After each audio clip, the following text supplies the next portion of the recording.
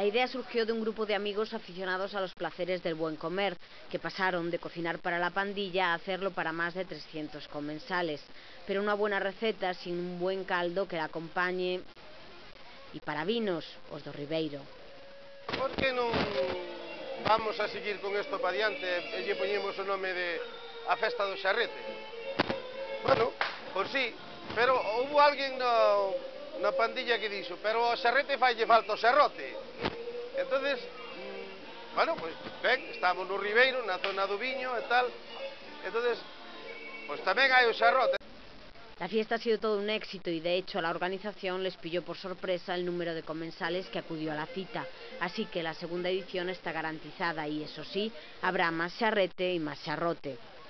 Vamos a intentar de que isto siga para diante, pero mellorando. moito. Nos quedámonos, este ano quedámonos bastante cortos.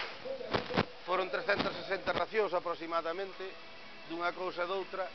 O ano, se hubiéramos tido tiques ou contado con xente, o que pasa é que acordámonos moi tarde, se non, pois, este ano posiblemente seríamos 1000.